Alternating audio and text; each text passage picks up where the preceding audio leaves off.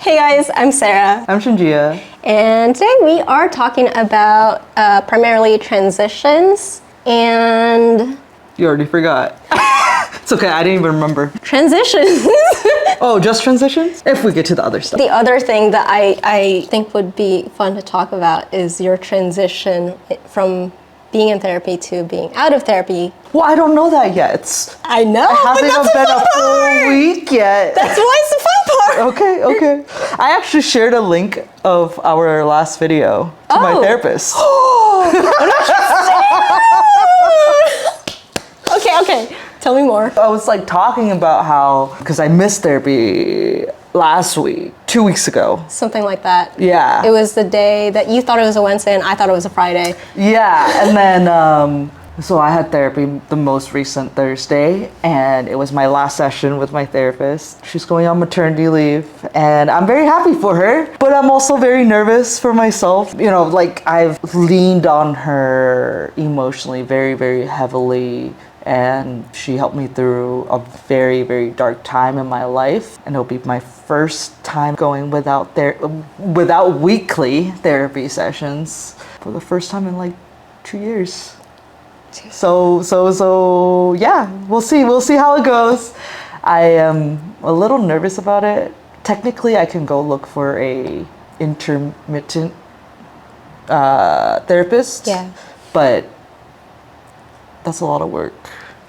And no, it's not just work. It's the fact that like to be able to build a level of trust and comfort, and to be able to truly have them understand me and me understand, like me feel safe enough or comfortable enough to talk to them, to build enough of a rapport, it's gonna take roughly 3 months at minimum. I was gonna be like 3 months is It's like the initial dating stages.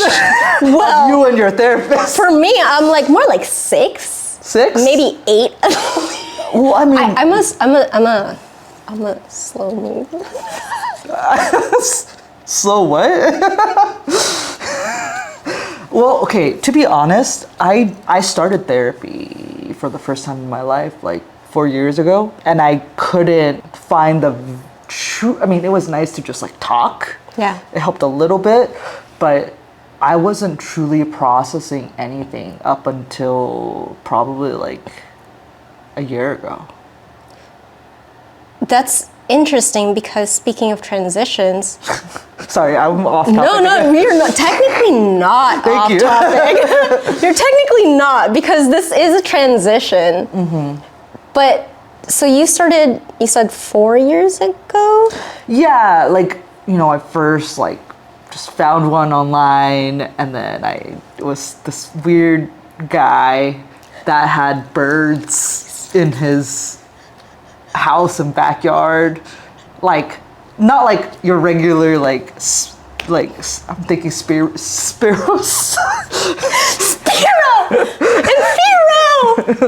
I'm thinking Pokemons, but Shiny? Sorry. but they're like, what are those? The ones that would talk?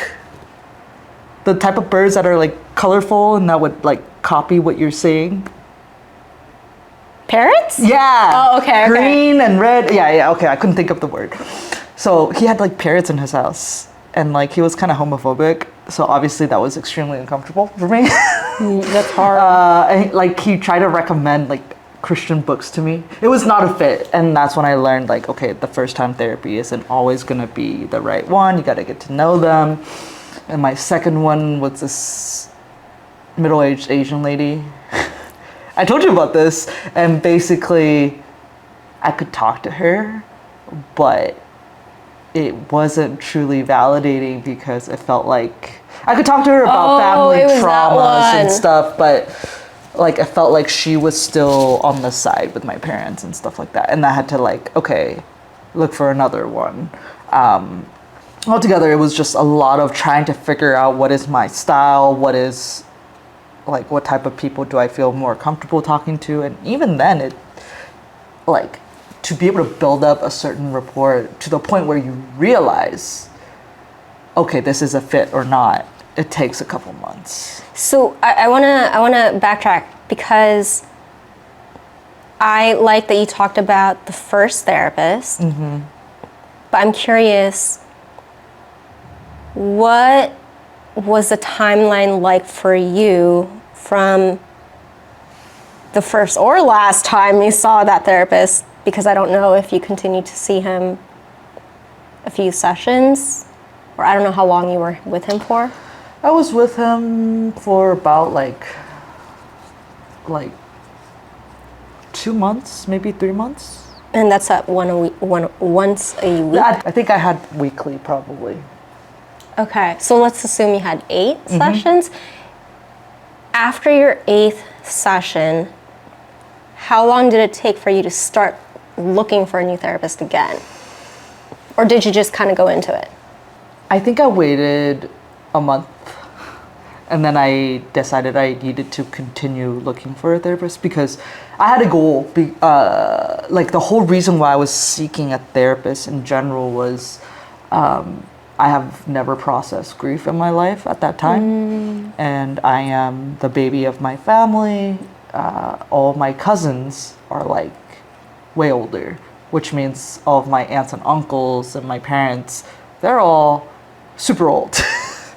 So that time is gonna come, and I've just never dealt with death ever. That's tough. Yeah, and I knew that I can't, like, I remember I used to talk about it, like, if they die, which is, like, obviously, like, not real, right? Like, Yeah, but I can understand. yeah, because this is such a taboo topic, and it was never discussed in my family, all that stuff. So my goal through to seek therapy was for me to learn to, like, how to navigate grief, how to navigate, like, my own whatever's going on in my self, because I didn't even know what was going on at that time. So that's why I just, like, within a month I started looking again. That makes sense. So you had a little bit more of a why that Yeah. gave you the motivation to continue. It was helpful because it was all within the same group of therapy. You know how, Oh, I see. Like the organization. or Yeah, something. yeah. I feel like, okay, this is gonna be I guess an interesting analogy. I'm for it. So I feel like, so you know how, like, there's, like, essentially during COVID, right? I started therapy past, like, the beginning of COVID. Wow, that was 4 years ago. Yeah. So then that's when they started establishing those, like, telehealth. I thought you were gonna say telenovelas. Sorry. It's not that dramatic. But telehealth, and it literally seems like they are, what are they called? They're like therapist pimps, and they just have all these therapists under them, right? Yeah. All the therapist hosts. Never mind, I'm not gonna say. So no, like, literally, there's, like, 30 to 50 therapists under each one of those, like, telehealth organizations, and they all have their little bio and, like, where they went to school, blah blah blah, their pictures, and you go in there and you pay, like, what, $200 a session. Yeah. That's the only reason why I know it's 200 is because when you miss your session, your insurance won't cover it, and you have to pay for the full fee, which is, when I have therapy sessions in the morning and I don't wake up, or in the afternoon and I forgot I had a therapy session, therefore I miss it, and yeah, there goes $200. Yeah, and it's like, bye-bye. Whee! Yep. But yeah, like, I remember I used to think of those, like, telehealth network people as, like, pimp daddies. They're therapist pimps. It ain't a Poke Daddy. So you kind of, okay, fine, I guess you'll leave me. Wow, she jumps away like A cat? a cat does. It's exactly how Ninja jumps. Yeah, telling you. I meant to say, how long was it for you to find your second therapist, I guess? It was quick because, Since it was in the same, yeah, like they just had a website filled with therapists. And you just- and I was like reading all the bios and I was still picking got through the options and like, oh, what? No, seriously. No, it's just It's swipe literally- left, swipe right. Honestly, it was like that. It was very much like that. I was like reading their bios, like, oh, this is like what they have worked with most. What's the word? I only took half of my meds today, so maybe that's why I'm not able to find my words. Oh, But- it's okay. I mean, I took my meds and I still can't find my words. Yeah, because I woke up late and I was like, maybe I should save my full meds for a rainy day. And it's literally raining. But I didn't save it for a rainy day. I saved it, I guess, probably for a sunny full day. And you can play Pokemon. Yeah. Okay. I don't remember. What was I saying? Oh, I was reading the bios, like, and it talks about what their expertise is. Oh, I know what you're That's talking like, about. yeah, like they say, like some of them they'll say like, oh, we,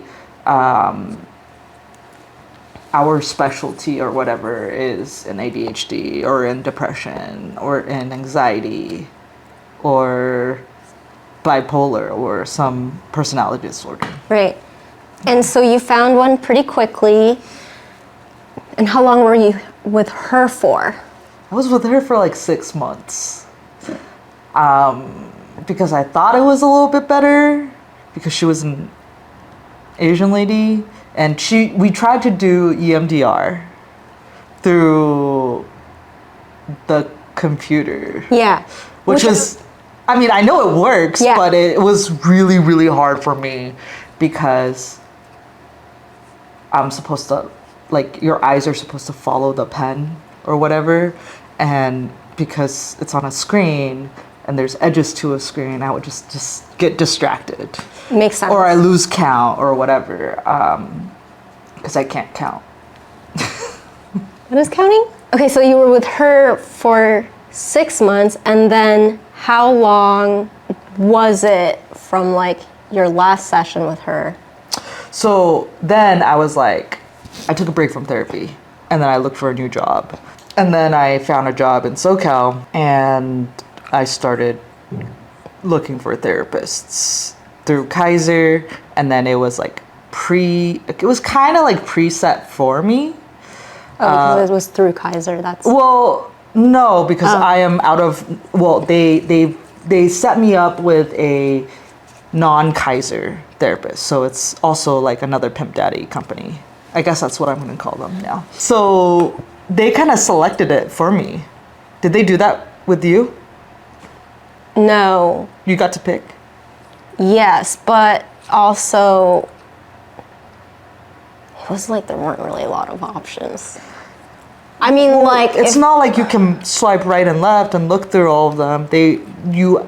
Well, for me, it was you put in your preferences and the things that you want, the specialties that you want them to have.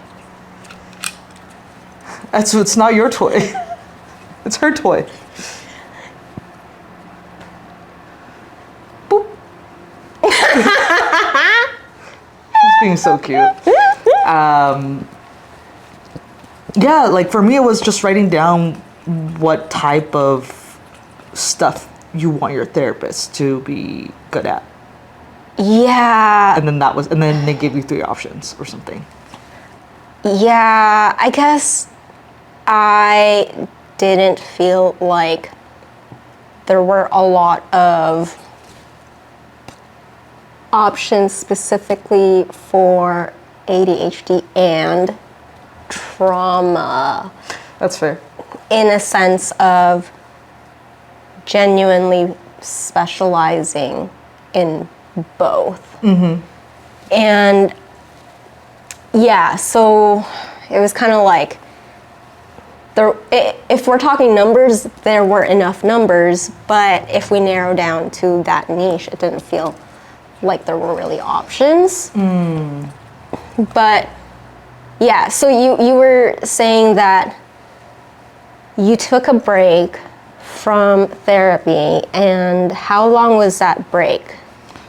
Ooh, it had to be at least like 6 months to a year. Okay, so this is where I start to kind of find things interesting, because I don't know about you, but for me, when I take a break from therapy, it's really not from taking, it's not really taking a break from the actual therapy. It's that I feel burnt out with the transition of now I'm processing the emotional exhaustion of pouring myself or sharing myself with somebody who I didn't feel like was a good fit. And I'm emotionally tired from that. And then the transition of, okay, now that I've processed the ending of this relationship or dynamic, that now I'm transitioning to being open to the process again.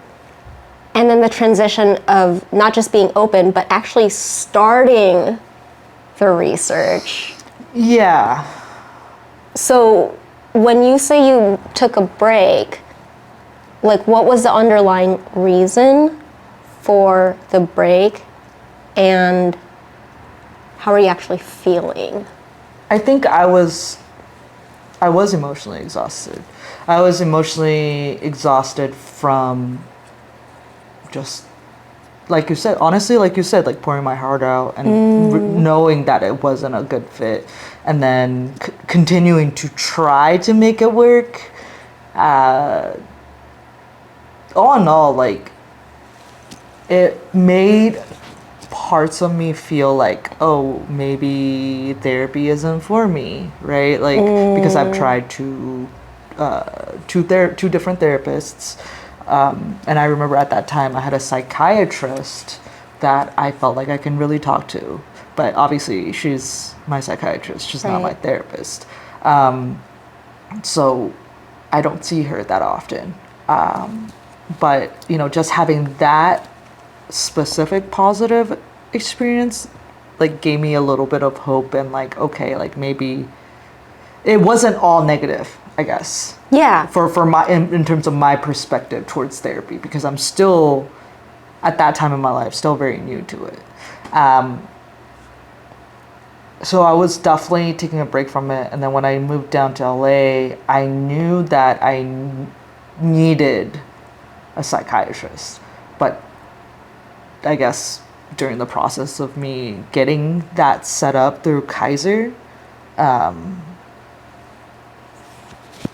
actually, I'm sorry, I lied. It was a year and a half of break. That makes sense still. Yeah, it was a year and a half of a break. If anything, I think it makes more sense. Yeah, I didn't have therapy for about a year and a half between the Bay and LA.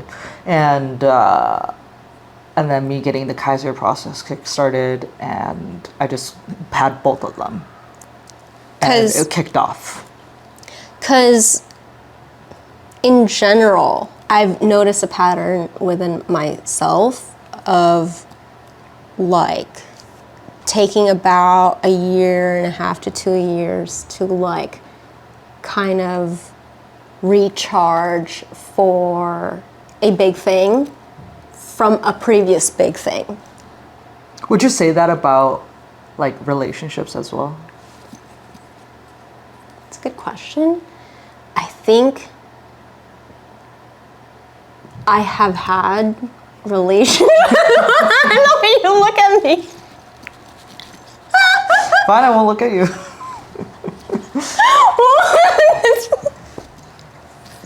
So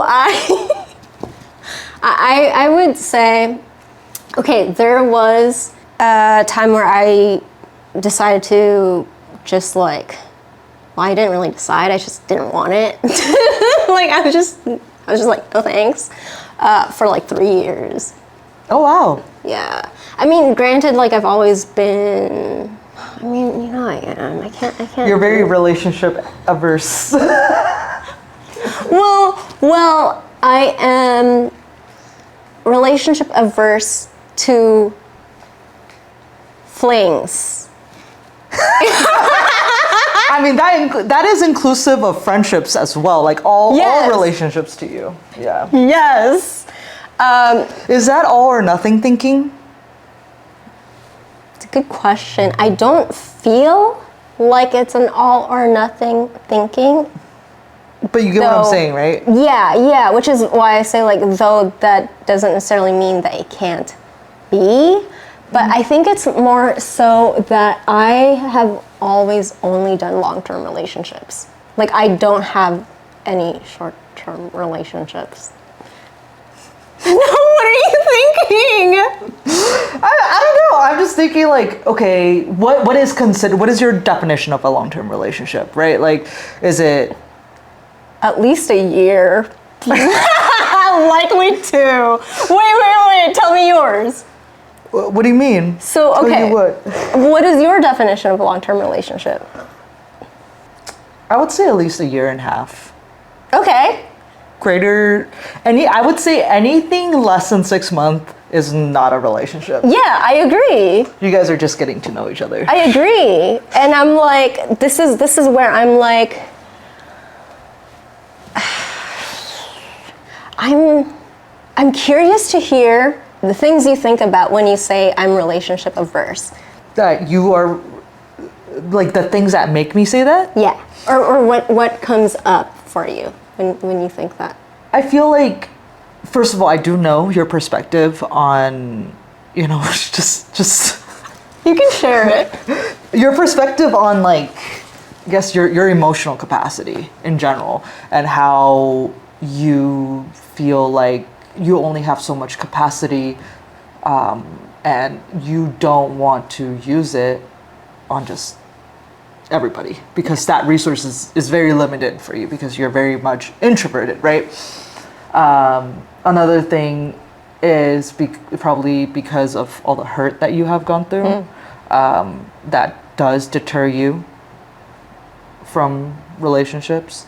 And I mean, that's inclusive of friendships and relationships altogether, right? Yeah. Which is why when I first met you, I mean, it makes more sense to me now knowing, like, everything, but back then when I first met you, I could tell you were very much of someone that would kind of stand back and watch and assess the person for a bit and then approach. You guys might be at an acquaintance level, but from that whole period of initial meeting to acquaintance to, like, early friendship, you're still assessing that person, whether if you want to continue engaging, whether if they, I don't think I know for a fact it's not the phrase, like, whether you think if they're worthy or not. Right. It's not that. I know for a fact it was never that. Like, that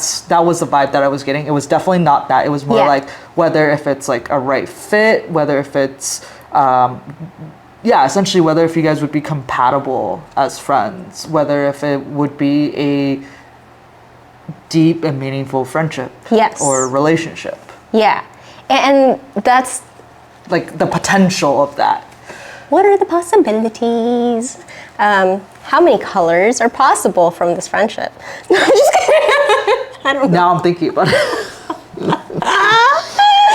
But yeah, that's interesting to me, and that's kind of why I was curious what kind of comes up for you when you say you're relationship averse, because I know what you mean, and I have an idea of your thought process, right? But for the people that are listening that might be new to us. They may not really know what that means, what relationship averse might mean to us. And so it was cool to hear it and how you would word it. And I agree. And while I may not word it as relationship averse, I might word it as more like I am. I like how you. All right, tell me more. I'm curious. I like how you set up and. Yeah, I would say I'm very selective, and it's because I treasure my relationship so much. And part of this is transition as well. Part of this is like I have a hard time transitioning, and therefore I would rather put in more quality energy than transition a lot to different types of people and pour so much out to all those different people. Like, I don't know if you've ever seen my thing, but you're pinned at the top. Oh, cool. I don't pin anyone. That's fine. But this is my way of creating like a system for like who am I prioritizing. Oh, I feel so special.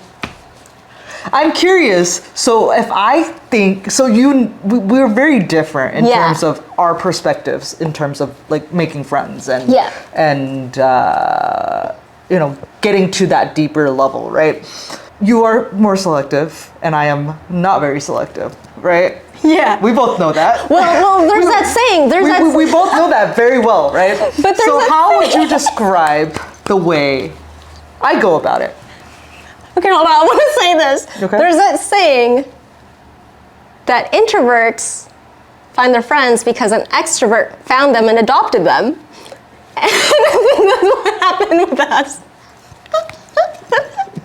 I don't even think, you know, I never thought you were that introverted. I knew you were an introvert, but like I never thought you were that introverted because like I just asked you a question and then we just started talking. Oh, I see what you mean. Because when I meet introverts, I feel like I have to kind of pull strings out for a little bit. That makes sense. Then they'll be more comfortable. Like the way I would do it is like, you know, they're around me and I'm like, oh, they want to be a part of the conversation. So then I will kind of open up the conversation to be like, oh, what do you think? To be more inclusive. Yeah, so then they feel a little bit more comfortable, like even though I'm kind of pushing them to talk, but I'm making them feel included, right?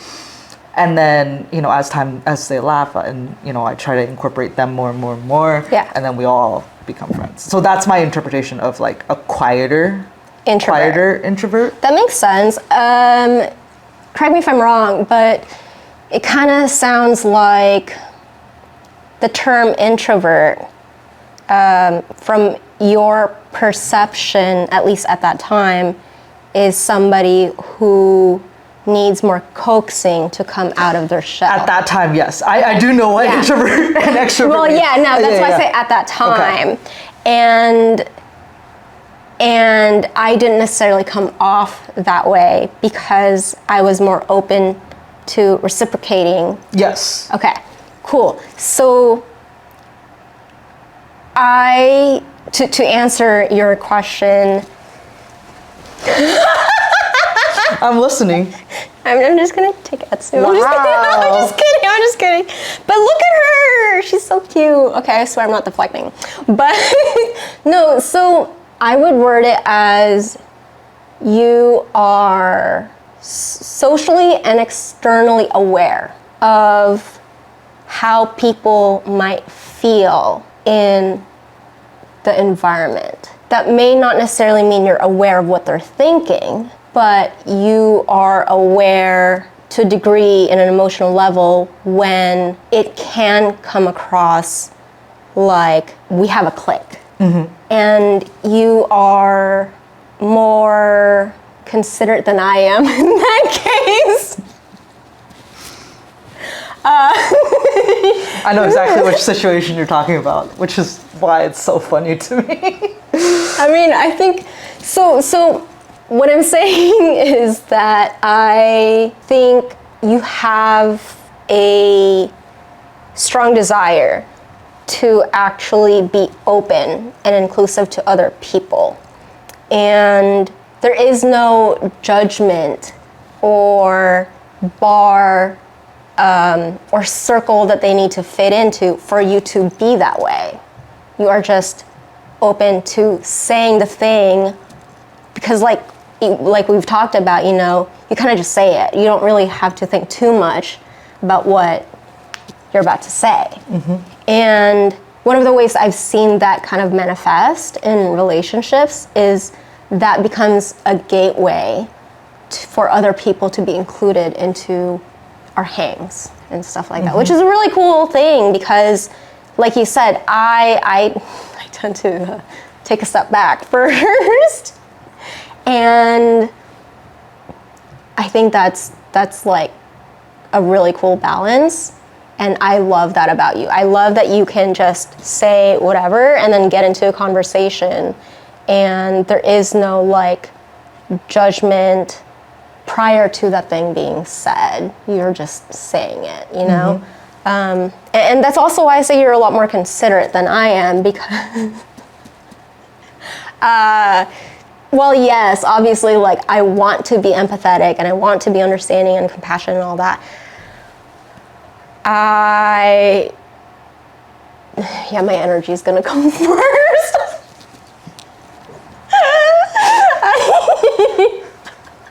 I know you can say it. It's fine. I had an experience where there was someone we were around, and oh my god, I could literally see my social battery just depleting. Like, for that day, overall, it was fine. I was totally fine. My social battery was okay. And, you know, me and Sarah were hanging out. There were other people around. It was great. It was a giant group. It was great. And then this person kind of, like, started hanging out with us, which is fine. But then, like, I understand they're probably very shy and socially awkward, and they're putting themselves out there, and I commend them for it, right? And which is why I try to be as supportive as I can by giving them the response that they're expecting or they want, or acknowledging whatever they're saying, even though I have nothing to say. Wait, for context, can you share more on how the pattern was? Oh, they would just make a statement, right? And then it would just be like crickets. And then I was like, all right, he's obviously expecting a response. I'll respond. And then Sarah's just like, I'm enjoying the crickets. And then I'm like, I look at her, I'm like, fuck, all right. All right, I'll take the arrow. I'll take the L. No, I was kidding. And then I look at other people in our group, nobody's saying anything, and I'm like, okay, fine. And then I continue on this conversation, and like, literally a minute later, he'll make another statement. And it's not even like an open-ended question, right? Where it's like, other people would feel more open to, or it would be like, oh, I want to respond to this. Oh, and then I asked you, you asked me, and then, you know, you're building a connection. It was just like him making a statement, right? It's like no response necessarily needed. Right. But he was expecting one. And every time it felt like it was like the very end of a toothpaste, where I'm just like trying to squeeze out just like something to respond when and doing that, I felt my social battery just going from like 80%. It was totally fine that day. Going down from 80% to just like 10. Yeah. I felt so tired, and I could tell Sarah could see it. It was just a pull of my energy. And this is where it's interesting, because when I saw your battery getting drained, that's when I kind of was like, okay, I think it's time for us to go, kind of thing. And I'm like, thank God. Yeah. yeah. But had it been somebody else that I saw was being affected, who I don't feel as close to, I probably would have still been enjoying the crickets.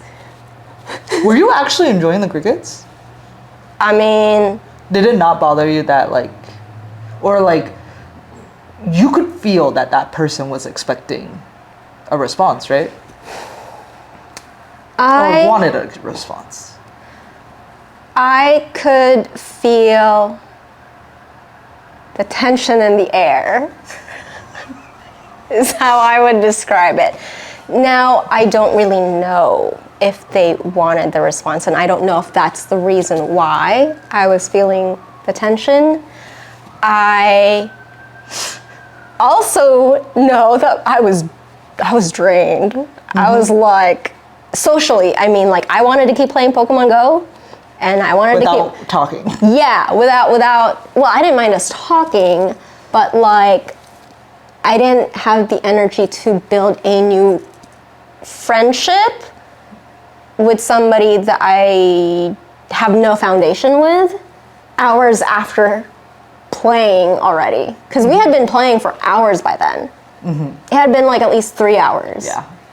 So we were nearing the end of the event, and we had already socialized with Everybody else. And so by then it's like, okay, how much battery do I already have to begin with without thinking about other people? How much battery does my soul have in this moment? And it was like my phone. It was like at 18%, you know? Not quite that red, but it's in the yellow. And when I'm kind of feeling that, I'm like, okay, I'm gonna just chill. And when I talk to you, because of our dynamic, that probably takes like, what, 1% of my energy. Because there's not as much translating that's needing to be done. That's, and translating, I'm saying like, hearing what you're saying, that's one, and then translating that into what you are saying, and then translating how my brain is interpreting it, and then translating it to an output to where I respond, but then translating that to a compassionate, understanding way that builds connection. So for me, that's like a whole ton of translating that I'm like, no thanks. I will just stay quiet and I will just chill. Because just the idea of doing all of that is so much work and energy for me that That's fair. I just enjoyed playing Pokemon, catching some, getting my Stardust up, you know, because I was broke in Pokemon Go. But yeah, and all that to say, like, for you as somebody who doesn't necessarily think as much as I do in terms of like what you are going to say, you know, prior to this incident with another person, how much energy you're expending in each interaction may not be equivalent to the same energy I'm using. No, that's true. Because when I think about every time I go to a networking event, oh my God, like I just, after like 30 minutes, I just want to go. Yep. I feel emotionally exhausted. Yeah, because that's a lot of translating. And on top of that, that's a lot of masking. You know, and it's like, I'm personally still, I feel like I'm in the beginning stages of learning what masking looks like for me, that it's not muscle memory yet, you know? I can't just fall into it. It still feels like an armor that I don't even know I'm wearing. Yeah, because we don't know, so let me make sure I'm understanding you correctly. You feel like you don't know what you're doing is necessarily considered masking or not when you're engaging with the world. To a degree, yes. Like, I guess what I'm saying is, I feel it, right? I feel the heaviness, I feel the weight, and that's why I say it's like an armor. But I'm also not conscious in real time which layer of that armor is the outer layer, that is the mask, and which layers are underneath that armor that is actually closer to myself. So figuring out what is the mask and what are you masking, which part of you are you masking, and then and what is the source Yes. of the thing that you had to learn to mask. Right. Yeah. There's like 3 layers to There's it. at like bare minimum, Yeah. right? And that's just like from right now, as I'm still playing around with all the things in my head and kind of untangling it. If I think about back then, I'm like, I don't even have the capacity, or not necessarily back then, but like in moments like that, I'm like, I don't even have the capacity to untangle the mask and feel, I'm like, I can't even be in my body right now and feel the weight that I'm actually feeling. Instead, it's so heavy because I'm so tired that I just kind of numb to it. And when I feel myself go there, I'm just like, okay, battery saver mode.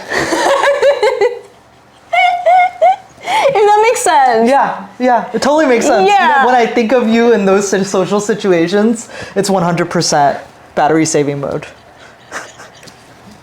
And that's the thing is like, for me, seeing, because of the way I like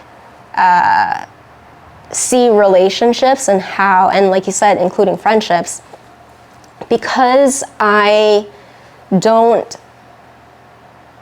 have that big of a circle, because I don't have the capacity for it,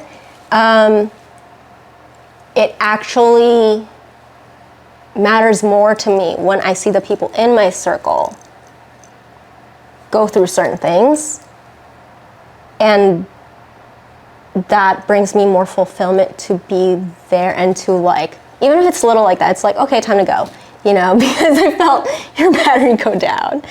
And to me, I'm like, yeah, that's actually more fulfilling to me to like have that level of connection and to have the capacity to do that than to like have, 10% of my battery go to like, I don't know, 6, 7, 8 people, Yeah. and spread it out. So, yeah. How do you transition between like let's say social outing to, what is it like for you to transition from a social outing to your personal space? I'm gonna answer it from a place of like, not right now, because I'm still figuring out right now since I'm not really going out. I mean, what social events am I going to right now, None.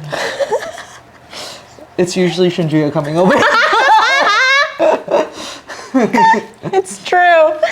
Yeah, right now my social stuff are friends coming over because I can't go anywhere really. So yeah, I would say like before my grandparents passed.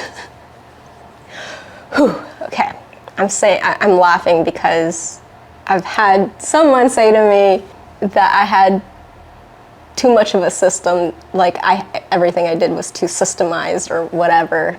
Okay, I'm just gonna shove that aside for now and start over. So essentially for me, I genuinely needed to take a look at my month, like the next month, the next 30 days, and see it in month view. And I would put in the events that I actually cared about. Okay. which were usually Pokemon Go events. I get that. It's actually kind of soothing to do. Yeah. I started doing it. So it was mostly that. But if we're gonna talk about like, you know, other types of events, let's just say birthday parties, group hangouts, other important events, I would have to put those in my calendar, and my threshold at the time was one major event a week, and that's like my max capacity. And when I say major social event, I'm talking like not inner circle people only. You know, any type of event that might require more emotional energy, such as acquaintances or, you know, a previous partner's event with his friends or something. I want to be present and engaged. If I want to be emotionally present and not just like taxed and kind of dissociating, then yeah, I put those in my calendar for like at least the next 30 days so I see it.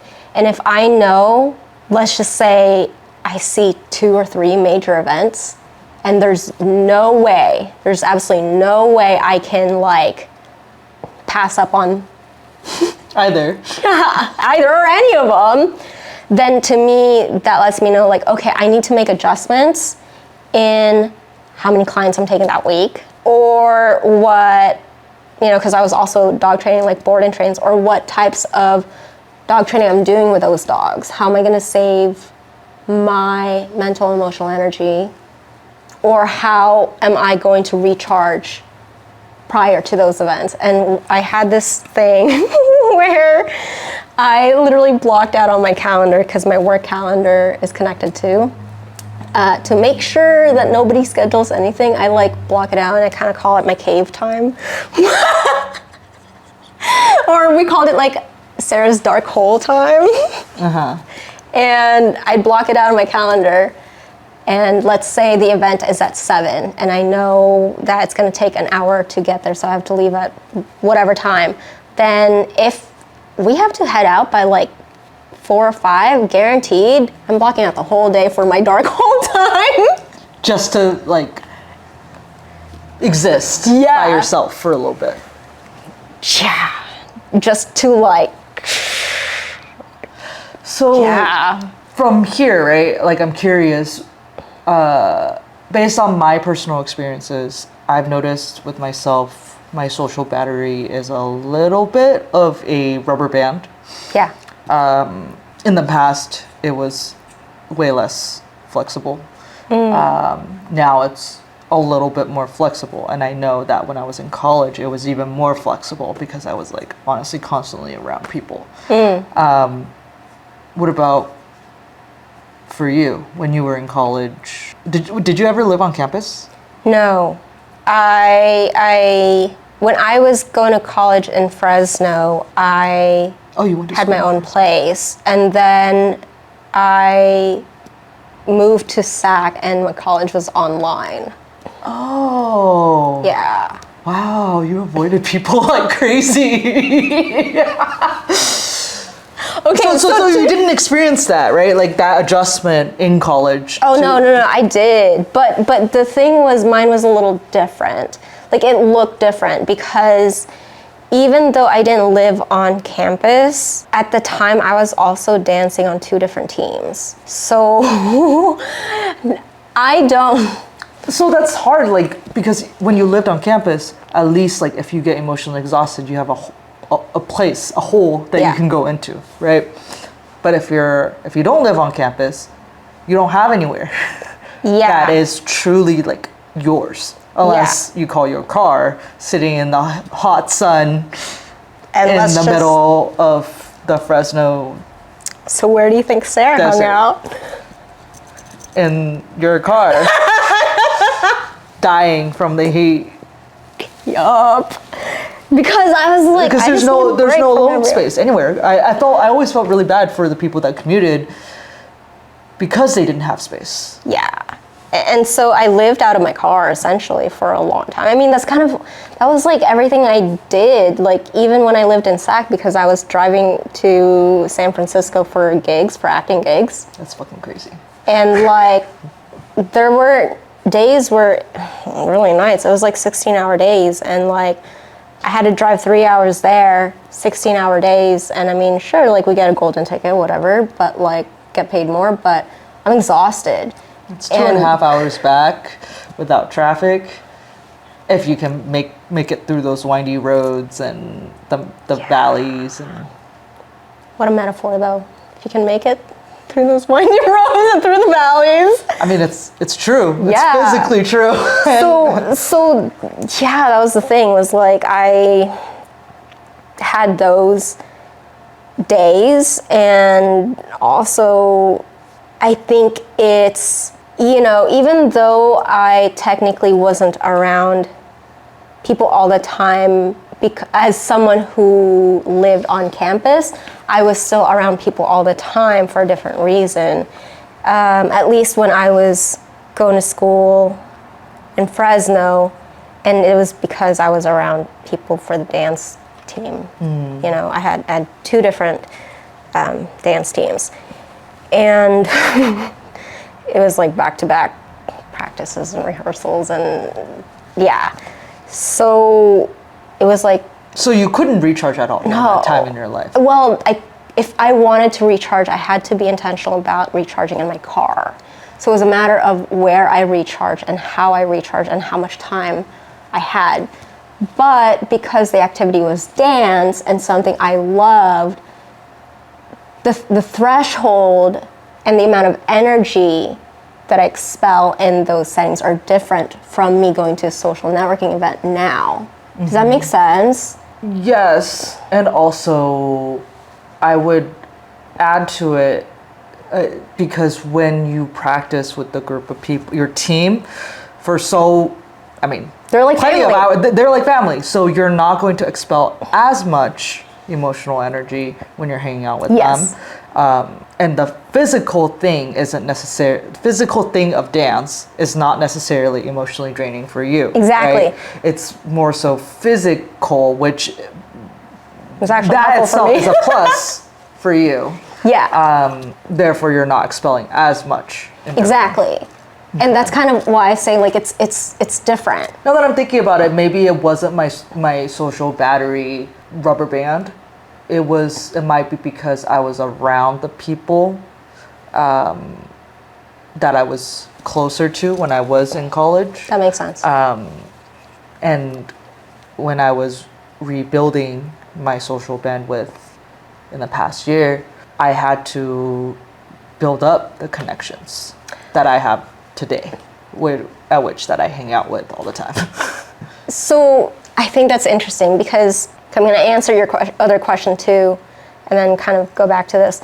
But I realized one of the reasons that I needed so much like dark hole time prior to events 6 months ago and the last couple of years was because at that time I was no longer living by myself.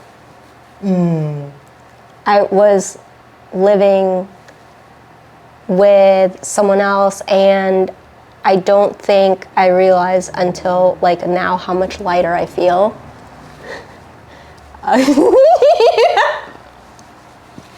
So I feel like that made a big difference in how much time I needed to recharge, because while in the moment I may not understand how much I'm actually expelling, how much energy I'm actually using, because it's covered up by all the other moments that I thought was nice and fun and blah, blah, blah.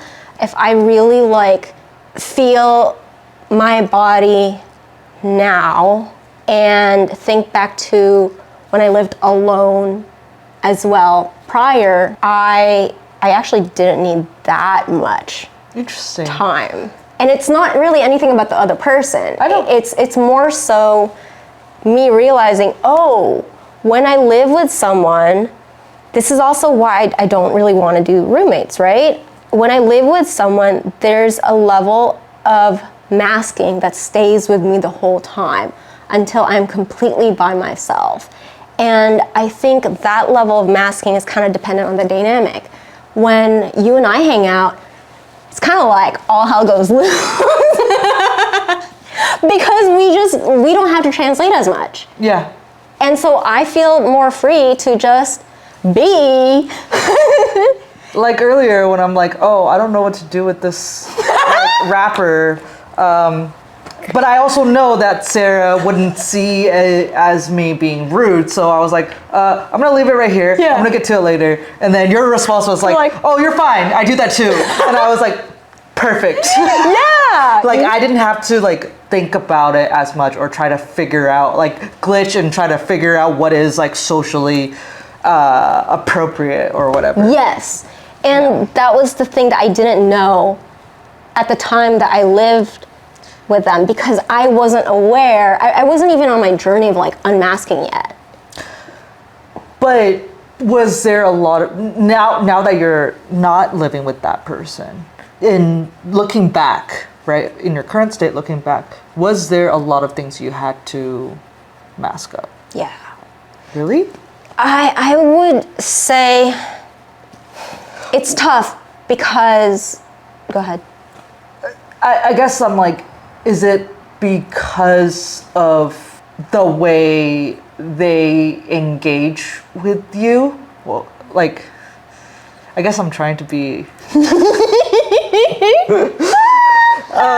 Okay, how do I frame this? Yes. Yeah, I'm curious. Like, is it because they would kind of talk in subtext? So, part of it, I want to say, is I had just gotten diagnosed with ADHD, like... Was it during the relationship? Yeah. Oh. So, one, I didn't know going into it, and he didn't either. Surprise, surprise. And then in the middle of it was when I got diagnosed. And then afterwards, I was trying to learn all these things about myself and what does it mean for me when I'm stimming and all that type of stuff and translating, etc. Like, what does that mean? What does that look like? How much energy is it taking for me? And they're in their own journey of just learning how to communicate in general. So it was this imbalance of me not. I had worn these clothes of constantly translating what other people are saying, constantly putting the puzzles together, constantly. Sorry, I just whacked you, but It's okay. You can touch my leg. Why, thank you for your consent.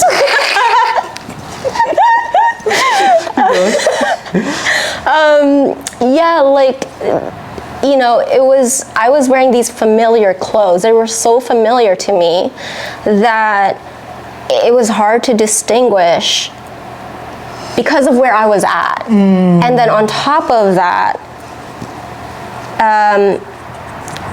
they were trying to, I was gonna say they were trying to remove clothes. Of course they were. They were trying to distinguish their own identity and just talk and say what they think, right? And I think this is something I can definitely see in all relationships of mine, not just the person I lived with, but like all of them. And it was this interesting hole I put myself in.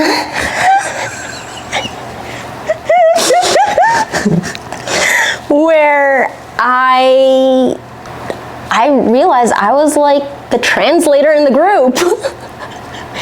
Okay. And it's like that was The translator, as in like you see them and like for who they are, and you are, you know, letting them be as they are, but then they're also like you're able to build that connection, but at the same time they're able to feel accepted as they are, but the problem is they're not learning to do that externally without you, right? Am I interpreting that correctly? I would say that's how it felt for me. I would say I don't really know. You're translating a lot right now. Real though. Yeah, but that's exactly it. This is like what I'm used to, because I want to be considerate of the other person. I want to be fair. I want to, like, you know, I want to distinguish between what is being said, what they intend, what I'm hearing, how I'm interpreting what I'm hearing. Because those are all they're not normally considered in real time. That was like how I navigate a lot of my social interactions. Which is what I saw from when I first met you, right? Like, I remember how I told you that I noticed you were very intentional. I could tell you were always very intentional with the way you ask questions. I could tell you thought a lot about the phrasing so that people don't misunderstand your questions as insults or condescending or mean or whatever, when it was literally just a genuine curiosity. Yeah. And that's like another transition per se, right? Socially. In that time of my life, being recently diagnosed and everything, it's like my awareness level was lower than it is now. And it also took longer for me to reach that level of awareness. So if I'm talking about during that day, and I go somewhere and I'm navigating the whole world like this, and I'm constantly translating things, and I come back home and I still have to translate things, if not even more, at that time at home, because of the other person's journey. Right, because they're coming to you to be seen and to be, to help them feel. Yeah, okay, I see. And so... Yeah, go ahead. Then, again, I put myself in that situation because... I don't think you should necessarily see it purely like that. I mean, it's not... yes, you did put yourself in that situation.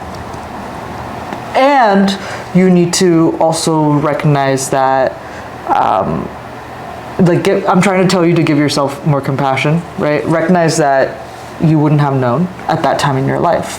Right. No, You wouldn't have. That's real. I mean, because there was no way for me to know, and I appreciate those are the experiences you haven't had, the lessons you haven't had. I mean, growing pains are hard. Yeah, I appreciate that, and I think that's kind of why it took so much energy, out of me, because I want to acknowledge the other part of it, just to kind of make it more balanced and fair. It's not like I had to mask in every area of my life, just to put it out there.